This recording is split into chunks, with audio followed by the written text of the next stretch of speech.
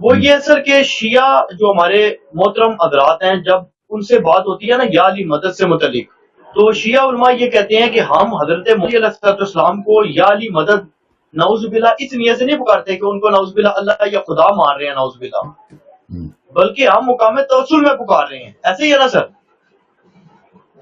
دیکھیں اس کو اللہ تو نہیں مانتے، یہ تو بدیہی ہے. توسل سے کیا مراد ہے؟ توسل یہ ہے کہ ان کو پکارتے ہیں، یا توسل سے مراد یہ ہے کہ ان کے واسطے کہتے ہیں یا اللہ بحق محمد و آل محمد علیہ السلام میری گناہ بخش دے، یہ کہتے ہیں نا. توسل سے اگر مراد یہ ہے کہ ہم اہل بیت علیہ السلام سے صرف اسی طرح مانگتے ہیں کہ اے اللہ محمد و آل محمد علیہ السلام کے واسطے ہماری حاجت روا فرما، یہ صحیح ہے، لیکن ہم صرف اسی طرح نہیں مانگتے ہیں.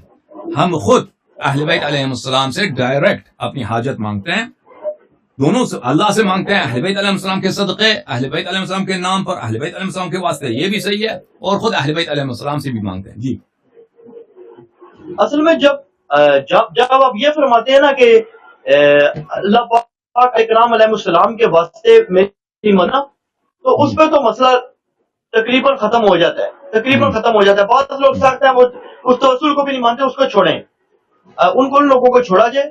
لیکن کافی لوگ جو ہیں وہ اس کو ایکسیپٹ کر لیتے ہیں. لیکن جب یا علی مدد ڈائریکٹ کہا جاتا ہے نا، تو اس پر ایک جواب یہ دیا جاتا ہے کہ کیونکہ شیعہ کے یہاں ایسی روایات موجود ہیں کہ شیعہ کے یہاں ایسے فرقے رہے ہیں کہ جو نصیری تھے، حضرت مولا علی صاحب السلام ہی کو نعوذ باللہ خدا مانتے تھے، یا ایسے مفوضہ اور ایسے غالی لوگ تھے کہ جن کا یہ عقیدہ تھا کہ حضرت مولا علی صاحب السلام کو اللہ پاک نے تمام کائنات ان کے سپرد کر دیا ہے، صرف اللہ نے حضرت مولا علی صاحب السلام کو خلق کیا، پنجتن پاک کو کیا ہے، باقی تمام کائنات کے نعوذ باللہ خالق بھی ہیں. تو وہ حضرات یہ کہتے ہیں جناب کہ کیونکہ شیعہ کے ہاں یہ ایک بدعتی عقیدہ تھا، ایسا کوئی عقیدہ کسی امام سے ثابت نہیں ہے نعوذ باللہ، تو اس وجہ سے یہ جو شیعہ نے عقیدہ لیا یہ سارا ان غالیوں سے، مفوضہ اور نصیریہ سے لیا ہوا ہے مستعار. اب شیعہ یہ کہہ دیتے ہیں کہ ہم جب یا علی مدد بھی کہتے ہیں تو ہماری مراد توسل ہوتی ہے، لیکن یہ بیسیکلی شیعہ کا عقیدہ نہیں تھا، یہ غالیوں کا، مفوضہ کا، نصیریہ کا عقیدہ تھا. اس پر آپ جواب دے دیجیے گا. یہ بالکل بکواس بات ہے میرے عزیز میرے بھائی، کہ یہ نصیریہ کا عقیدہ یہ تھا میرے بھائی کہ وہ اہل بیت علیہ السلام کو خالق مانتے تھے زمین و آسمان کا، بلکہ ان کے عقائد مختلف ہیں، سب ان کے عقائد ایک جیسے نہیں ہے جو نصیریہ ہیں. بعض وہ تو بلکہ اہل بیت علیہ السلام اللہ مانتے، کہتے تھے یہ در حقیقت اللہ ہیں، اللہ ان کی صورت میں ظاہر ہوا ہے، اللہ کی روح ان میں ہے، امیر المؤمنین علیہ السلام اللہ ہے. بعض تو یہ کہتے تھے نستجیر باللہ، اور بعض یہ کہتے تھے کہ یہ اللہ سے الگ نہیں ہے. ابھی بھی ایسے موجود ہیں، بس جاہل ہیں، قم میں موجود ہیں، ایران میں، مشہد وغیرہ میں موجود ہیں. ایسے وہ بہت سارے علماء ہیں ان میں سے، ایسے نہیں ہے کہ وہ عام عوام ہے، کیونکہ علماء ہمارے عقیدہ تو پڑھتے نہیں ہیں. اب یہ بہت بڑی خوش قسمتی ہے جماعت مخالفین کے، شیعہ علماء ایسے زمانے میں آپ لوگ رہتے ہیں کہ شیعہ علماء ان جیسے نکما عالم کسی بھی فرقے میں نہیں ہے. جیسے ہمارے علماء ہیں، اس جیسے نکما کہ اپنے مذہب کے عقائد کو نہیں جانتے، اپنے مذہب ہی کے ریسورسز کو، امکانیات کو وہ اپنے مذہب کے خلاف استعمال کرتے ہیں، اس جیسا کسی فرقے کے پاس نہیں ہے. اور یہی اہل بیت علیہ السلام کی کرامت ہے اور معجزہ ہے، اس کے باوجود شیعہ مذہب بچا. تو شیعہ علماء میں بہت بڑی تعداد ہے، بڑی تعداد تو نہیں، ایک تعداد ہے اب بھی کہ کہتے ہیں ہمیں پتہ نہیں ہے کہ اہل بیت علیہ السلام اللہ ہے یا نہیں ہے، ہمیں نہیں معلوم، ہم اس متحیر ہیں. یہ تحیر کا مقام ہے. اور ان ایک فرقہ یہ ہے کہ کہتے ہیں کہ نہیں وہ اللہ نہیں ہے. یہ پرانے زمانے میں بھی تھا، اب بھی تھا، لیکن اللہ نے ان کو پہ تفویض کیا، اللہ نے ان کو یہ چھوڑ دیا ہے، ان کو اختیار دیا کہ یہ خلق کریں اور یہ رزق دیں. ٹھیک ہے نا، یہ خلق کریں اور رزق دیں اللہ. لذا پورے عالم کا ایڈمنسٹریشن ان کے ہاتھ میں ہے کہ کس کو خلق کرنا ہے. کہیں فرشتہ خلق کرنا ہے، کہیں مثلا سمندر خلق کرنا ہے، کہیں پہاڑ خلق کرنا ہے، کہیں آسمان خلق کرنی ہے، کہیں ستارے خلق کرنے ہیں، تو یہ خلق کرتے ہیں، پھر ان کا رزق بھی یہی دے دیتے ہیں. تو اللہ نے ان کو چھوڑ دیا اور اللہ نظارت بھی کر دیتا ہے.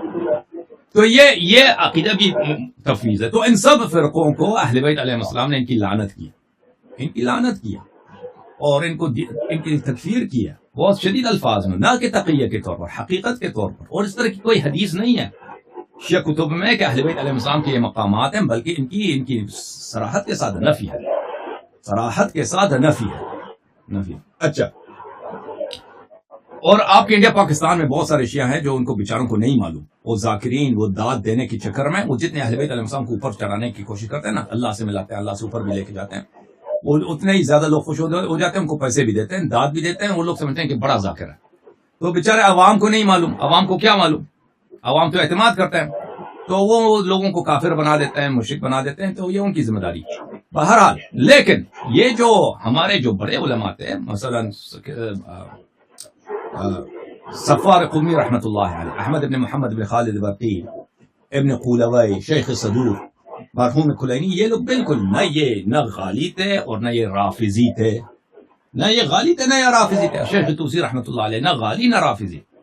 ان کا عقیدہ ہے وہی جو احادیث میں، روایات میں متواتر کہ اہل بیت علیہ الصلوۃ والسلام کی جانب اللہ نے ان کو جتنا ان کو فضیلت دی ہے کسی نبی کو نہیں دی ہے، لیکن اس کے باوجود وہ خالق و رازق نہیں ہے. جزئی طور پر وہ کسی کو اگر وہ کوئی ان سے مثلا مال لینا چاہے وہ مال دے سکتے ہیں، لیکن اس طرح نہیں کہ پوری کائنات کی مال دینا ہے، رزق دینا ہے، اللہ نے ان کو سپرد کر دیا کہ تم مال دے دو.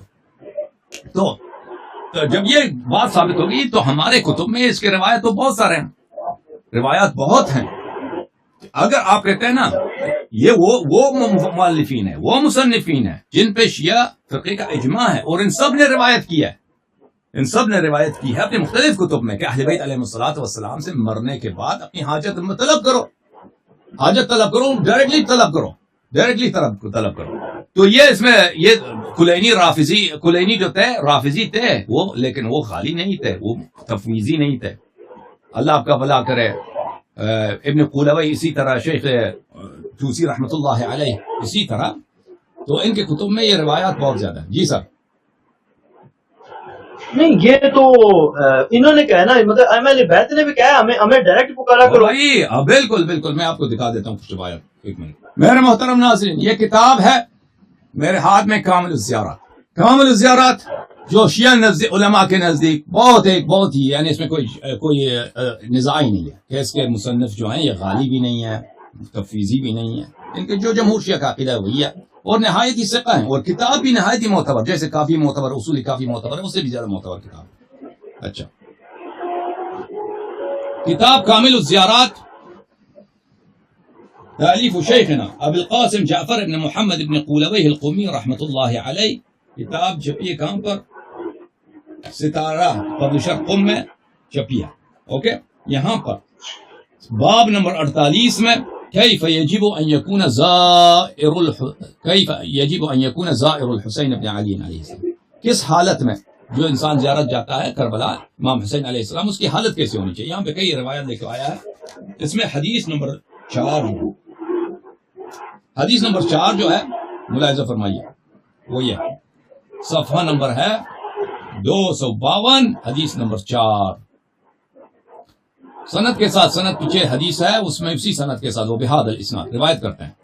بلی قال ابو عبداللہ علیہ الصلوۃ والسلام لکرام، اب حضرت امام جعفر صادق علیہ الصلوۃ والسلام کرام سے فرمایا اذا اردت قبر الحسین. اچھا نہیں، اس سے پہلے والی حدیث ہے، ہاں اس سے پہلے والی حدیث ہے، حدیث نمبر 3 ہے. حضرت امام جعفر نبی عبداللہ علیہ السلام، حضرت امام جعفر صادق علیہ السلام نے فرمایا اذا اردت زیارت الحسین فزره وانت کئیب حزین مکروب.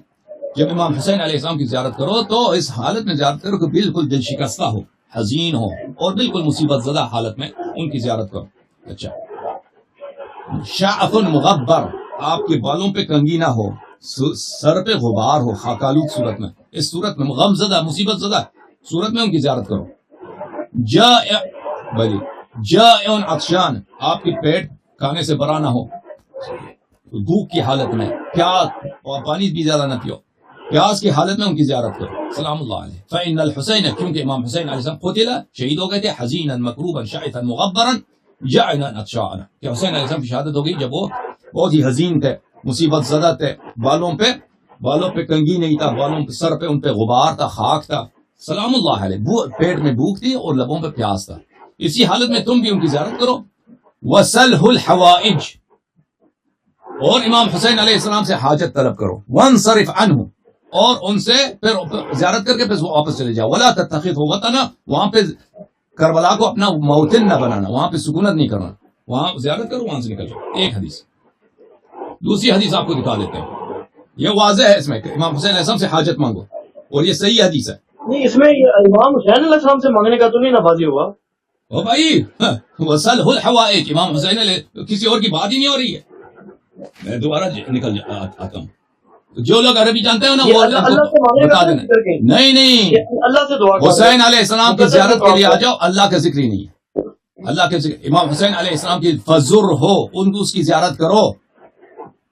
جب حسین علیہ السلام کی زیارت کرو، فزر ہو، اس کی زیارت کرو. وانت کئیب حزین الی آخرہ وصلہ الحوائج، اور اس سے اپنی حوائج مانگو. امام حسین علیہ السلام سے اپنی حوائج مانگو. اچھا یہاں پر باب نمبر 79 میں، یہ باب نمبر 79 ہے، یہ صفحہ نمبر ہے 393، یہ حدیث نمبر 23 ہے. زیارت اخری، امام حسین علیہ السلام کی ایک زیارت کرنے کی ایک کیفیت بہت مفصل، بہت طویل ہے، کئی صفحات پہ مشتمل ہے. تو یہاں پر یہ صفحہ نمبر 393 سے شروع ہوتی ہے، آگے جا کر بہت صفحات کے بعد صفحہ نمبر 411 میں، اس میں بہت سارے دعائیں ہیں، بہت سارے آداب ہیں زیارت کے. اس کے بعد صفحہ نمبر 411 میں اسی زیارت کے ضمن میں ہے ثم کبر 35 مرہ. بلی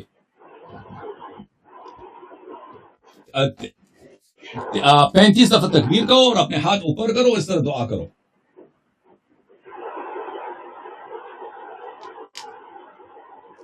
امام حسین علیہ الصلوۃ والسلام سے اس طرح فَكُنْ لِي يَا سَيِّدِي سَكَنًا وَشَفِيعًا، اے میرے سید، میرے لیے باعث سکونت اور میرے شفیع آپ بنے. آپ میرے لیے مجھے باعث سکونت، میری پناہ رہیں، سکونت نہیں یعنی میرے باعث سکون اور میری شفیع بن جائیں. وَكُنْ بِي رَحِيمًا، اور مجھ سے آپ مجھ پہ مہربان بن جائیں. وَكُنْ لِي مَنْجَأً اليوم لا تنفع الشفاعة الا لمن ارتضى، اور اس دن آپ میرے پناہ بن جائیں جس دن میرا کوئی پناہ نہیں ہے. یوم لا تنفع شفاعة الشافعین، اس دن جب کسی کی شفاعت نہیں ہوتی، آپ شفاعت کریں میرے. ویوم یقول اہل الضلالہ، اس دن جب گمراہ لوگ کہیں گے ما لنا من شافعین ولا صدیق حمیم، ہمارا کوئی شفاعت کرنے والا نہیں، ہمارا کوئی ساتھی نہیں ہے.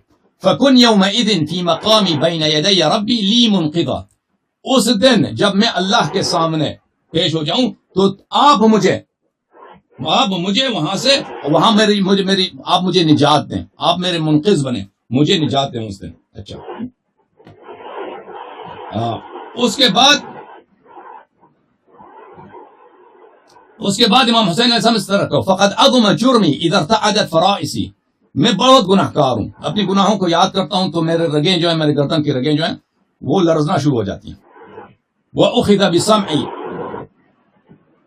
بِسَمْعِي وَأَنَا مُنَكِّسُ رَأْسِي بِمَا قَدَّمْتُ مِنْ سُوءِ عَمَلِي، میرے کان کام نہیں کرتے اور میرا سر شرم سے نیچے جھک جاتا ہے جب مجھے اپنے گناہ یاد آ جاتے ہیں. بلی وَأَنَا عَارٍ كَمَا وَلَدَتْنِي أُمِّي، اس دن روز قیامت میں بالکل برہنہ ہوں گا جیسے میرے والدہ نے مجھے دنیا میں لایا تھا. وَرَبِّي يَسْأَلُنِي، اللہ اس وقت مجھ سے سوال کرے گا. فَكُنْ لِي يَوْمَئِذٍ شَافِعًا وَمُنْقِذًا، اس دن تو مجھے پناہ دے اور اس دن تو مجھے نجات دے. فَقَدْ أَعْدَدْتُكَ الْيَوْمِ حَاجَتِي، میں ہمیشہ حاجتوں کے لیے میرا سرمایہ آپ ہے، جب بھی مجھے حاجت ہو میرا امید آپ پر ہے. وَيَوْمَ فَقْرِ وَفَاقَتِي، اور جب میں فقیر ہوتا ہوں، میری حاجت ہوتی ہے، اور جب مجھے فاقہ ہوتا ہے تو مجھے آپ کی امید ہوتی ہے. اچھا اس کے علاوہ آپ کی خدمت میں عرض کرنے روایت تو بہت ہے ہمارے پاس. ایک اور روایت دکھاؤں، یہ کتاب ہے المزار الکبیر لابن المشہری. ملاحظہ فرمائی یہاں پہ اعمال رجب کے اعمال میں جو زیارتیں ہیں ماہ رجب میں، صفحہ نمبر 200 میں شروع ہو جاتے ہیں. صفحہ نمبر 205 میں امیر المؤمنین علیہ السلام کی زیارت ماہ رجب میں. امام جعفر صادق علیہ السلام کی یہ زیارت ہے کہ امام جعفر صادق علیہ السلام نے فرمایا ہے کس طرح زیارت کرو. ان میں یہ الفاظ ہے اشہد انک تسمع کلامی وتشہد مقامی، میں شہادت دیتا ہوں کہ تو میری بات سنتا ہے اور تو مجھے دیکھ رہا ہے. کن لی الی اللہ شفیعا، اللہ کے سامنے میری شفاعت کر. ومن النار مجیرا، اور مجھے آتش جہنم سے بچا دے. وعلی الدہر ظہیرا، اور پورے زندگی تو میرا مددگار رہا ہے. ظہیر بولتے ہیں مدد دینے والے کو، نجات دینے والے کو. پوری زمانے کے مقابلے میں تو میرا مددگار بن. ٹھیک ہے نا. پھر دعا ہے یا پھر قبر پہ جھک جاؤ اور اس طرح دعا کرو یا حجت اللہ یا ولی اللہ یا باب حطت اللہ ولیک وزائرک واللائذ بقبرک. اے اللہ کے ولی، اے اللہ کے حجت، اے باب حطہ، تیرا دوست اور تمہارا شیعہ اور تیرے قبر پہ پناہ لینے والا تیرے پاس آیا ہے. والنازل بفنائک، میں تیرے دروازے پہ آیا ہوں. والمنیخ رحلہ فی جوارک، میں نے تیرے جوار میں نے اپنی سامان سفر وہاں پہ اتارا ہے. اسألک ان تشفع الی اللہ فی قضاء حاجتی، میں تجھ سے سوال کرتا ہوں کہ تو میرے قضاء حاجت کے لیے اللہ سے شفاعت کر. وانجح طلبتی، اور تو میری طلب کو تو عطا کر، میری طلب کو تو عطا کر. فی الدنیا والآخرت، دنیا اور آخرت میں. اوکے، اس طرح بہت زیادہ. اچھا مزید بولیں، کوئی اور سوال ہے؟